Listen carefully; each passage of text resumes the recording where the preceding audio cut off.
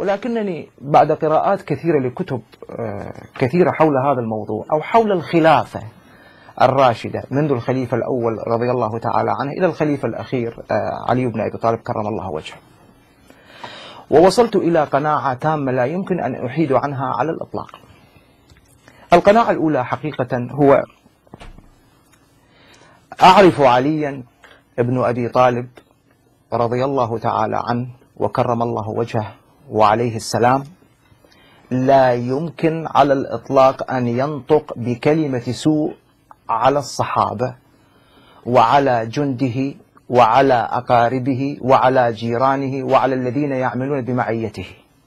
لا يمكن لهذا الرجل الإمام الزاهد التقي البطل أن ينطق بأي كلمة سوء على الإطلاق. لماذا؟ الجواب بسيط جدا، لأنه تربى في حضن الرسول محمد صلى الله عليه وسلم، فأخذ أدبه وأخلاقه من الرسول، وهذا غير غريب، فشيء مو غريب على علي بن أبي طالب أن يتربى هذه التربية. فالرسول محمد صلى الله عليه وسلم كان يرحم ويرفق بأعدائه ومن آذوه، فأخذ الآداب والأخلاق الإمام علي من الرسول محمد صلى الله عليه وسلم. هذه النقطة. النقطة الثانية، توصلت إلى قناعة تامة لي أنا شخصيا، هو أنه أي حديث أي مروية أي قصة قرأتها في الكتب وفي بطون الكتب من هذا الجانب أو ذاك تضر بالصحابة أو تنسب إليهم شيئا سوءا فهي باطلة غير صحيحة ولا يمكن أن يقبلها العقل، لأن الصحابة صحبوا الرسول ونزلت بهم آيات واضحة جدا جدا معروفة للقاصي والداني ولا يمكن مناقشتها على الإطلاق وتبريرها. أنا حقيقة شخص أكاديمي وأحاول أن أحلل التحليل. أنا طبعا في برامج السياسية الناس يعرفونني أن أناقش الوضع العراقي وماذا يحدث في الوضع العراقي والقضايا المذهبية والطائفية التي حصلت في العراق والتي جلبت لنا المصائب لحد الآن. ولم أذكر على الإطلاق، والناس يعرفونني، لم أذكر مذهبا بعينه واسما بعينه، ولكن هنا سوف أتجرأ وأقول الشيعة والسنة، وللأسف أقولها لأنني مسلم. في يوم من الأيام جلسنا جلسة سمر مناظرة بين أصدقاء وكلنا كنا شيعة،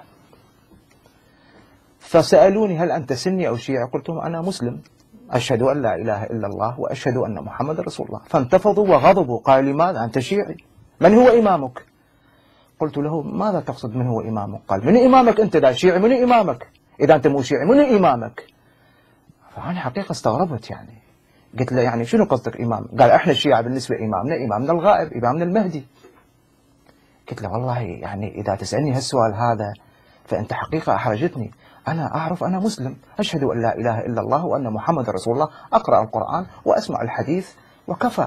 أما إذا تسألني من إمامي؟ قال نعم، لأن الملائكة في القبر راح يسألوك من هو إمامك. قلت له وإذا قلت أنا إمامي هو الرسول محمد صلى الله عليه وسلم ألا يكفي؟ الله أكبر. هل من المعقول أن أقتدي بإمام غير الرسول؟ إمام زماني هو الرسول محمد صلى الله عليه وسلم. فتح الله عليك. إمام زمان قبل الرسول المسيح، إمام قبله موسى، وهكذا. فإمام الزمان يا أخوان هو النبي وليس إمام آخر على الإطلاق. فكتموا، لم يستطيعوا أن يجاوبونني، لأن كان واضح. أنا في الصين هناك حديث يقول من شهد الشهادتين قبل موته دخل الجنة، وأنا جيراني صيني فأحاول أجيب للإسلام. قبل ما يموت أقول لك دقيقة خلداش راح على الإمام المهدي حتى يقول أنا موافق حتى يروح طب للجنة؟ هذا غير معقول. أنا بس أريد أنتزم من عنده أشهد أن لا إله إلا الله وأن محمد رسول الله حتى أنا أدخل الجنة وأخذ ثواب من عنده. فكيف أطلب منه الطلب هذا؟ فمات وهو يقول أشهد أن لا إله إلا الله وأن محمد رسول الله، فأين هي الإمامة هنا؟